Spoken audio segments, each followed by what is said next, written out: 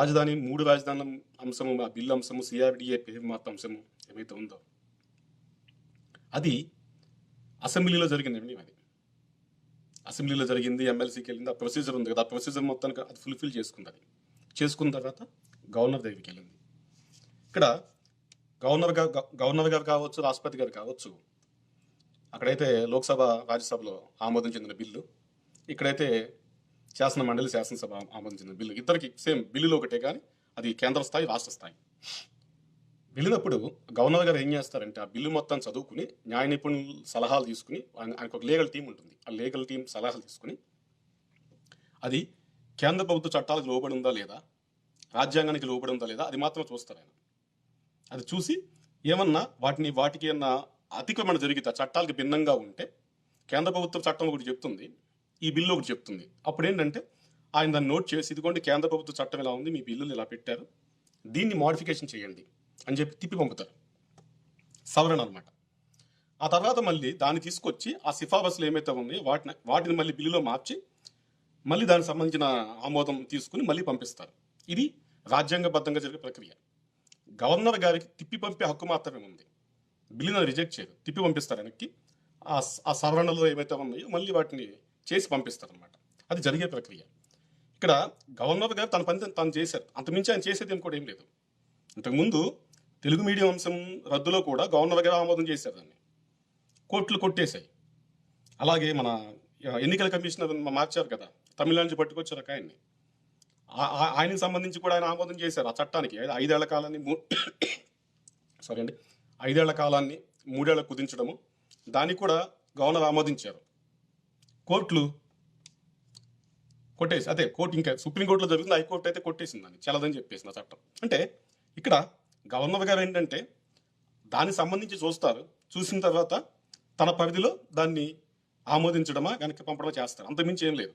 ఆ తర్వాత న్యాయస్థానం ఉంది, న్యాయస్థానంలో వాదనలు ఉంటాయి, లా పాయింట్ ఉంటాయి, అవన్నీ ఉంటాయి, అక్కడ తేల్చుకోవాలి.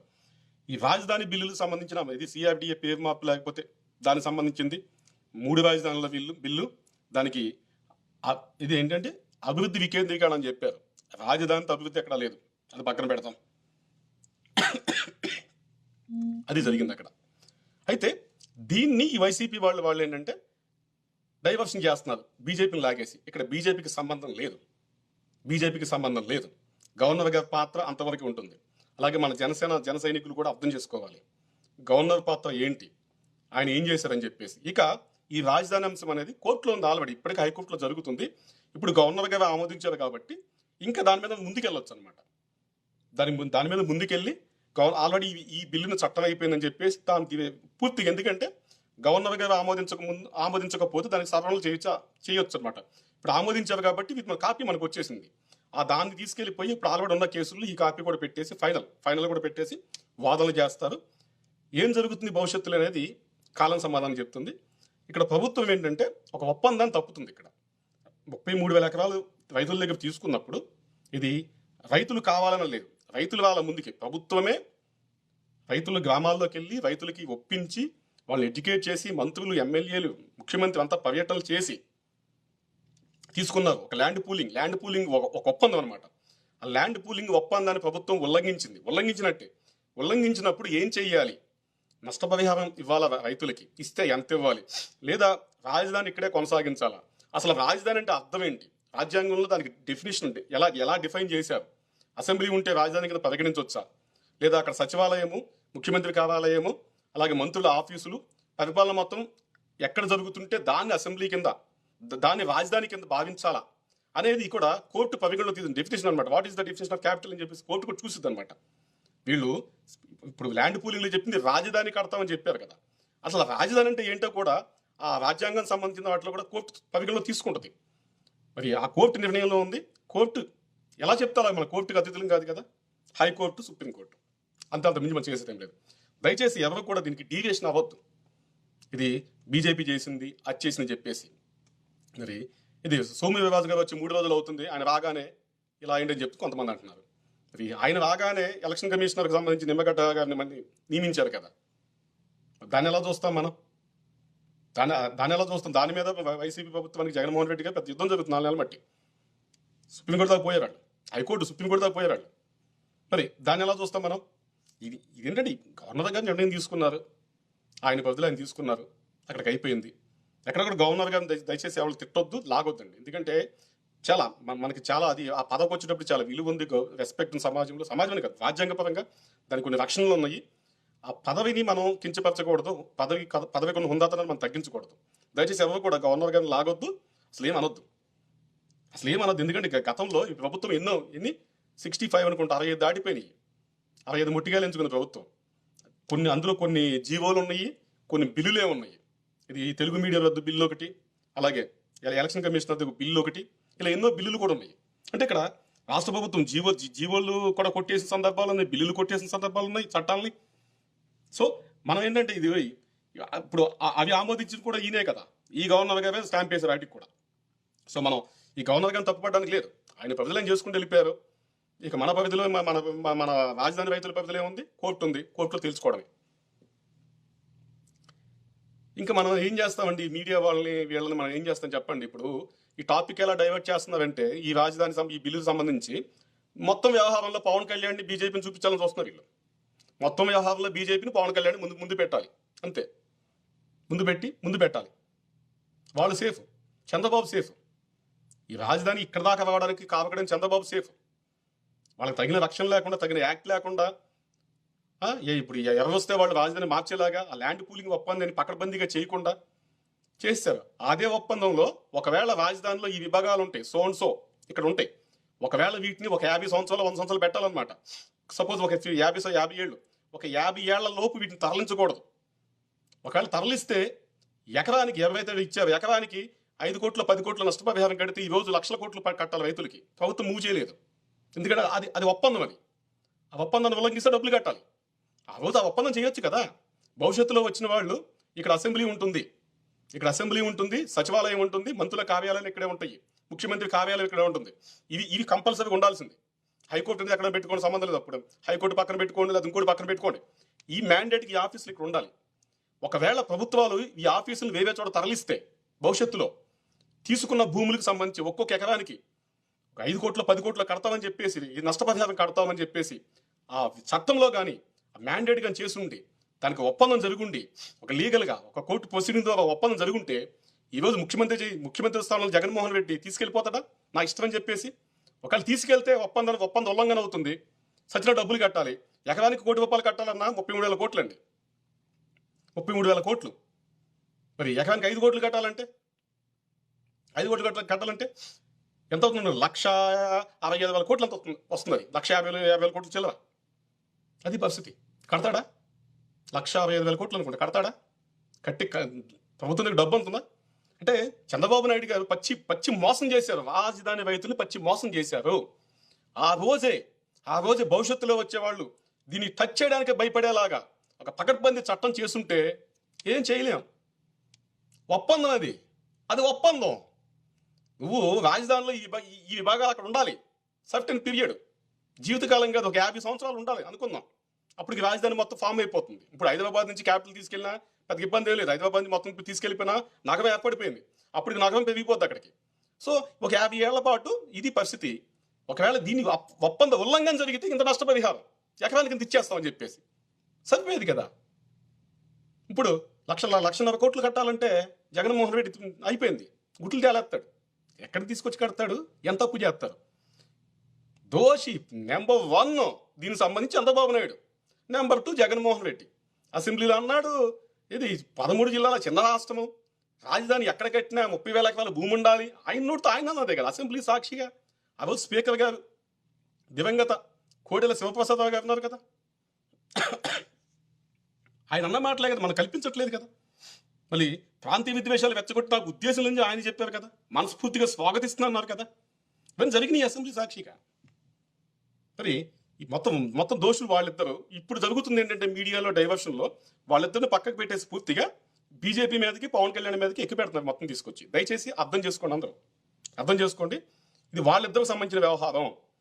అప్పుడు అధికారంలో ఉన్న చంద్రబాబు నాయుడు, ప్రతిపక్షంలో ఉన్న జగన్మోహన్ రెడ్డి. ఇప్పుడు అధికారంలో ఉన్న జగన్మోహన్ రెడ్డి, ఇప్పుడు ప్రతిపక్షంలో ఉన్న చంద్రబాబు నాయుడు. వీళ్ళిద్దరికి సంబంధించిన వ్యవహారం ఇది.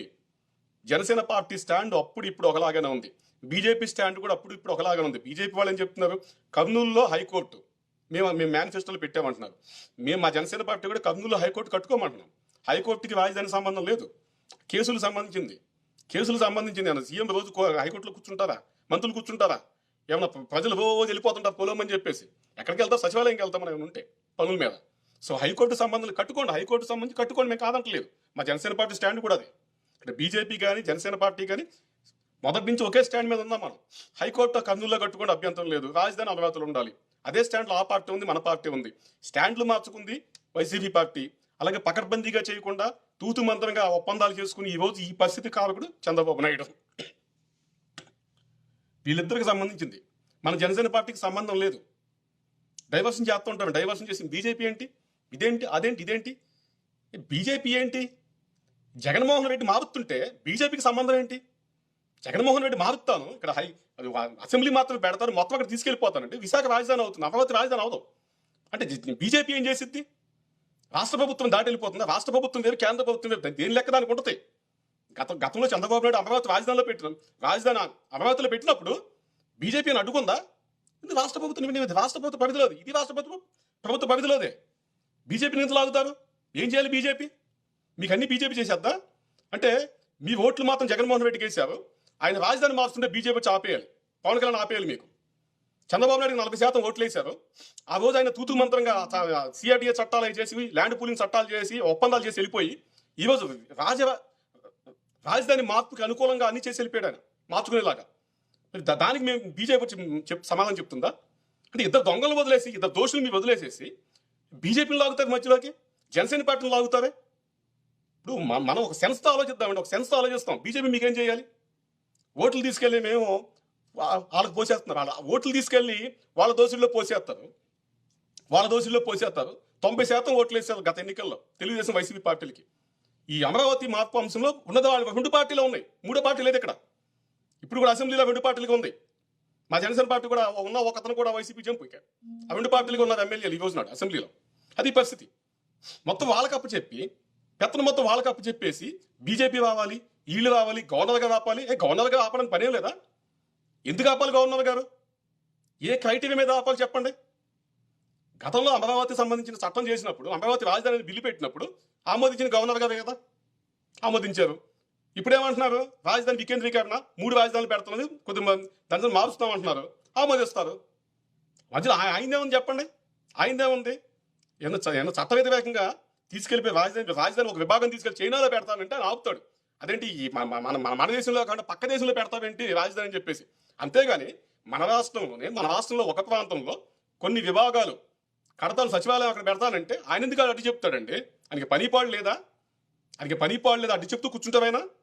రాజ్యాంగపరంగా, విధానపరంగా, లాపరంగా ఆయన ఎంతవరకు ఉండాలో ఆయన పరిధి అంతే.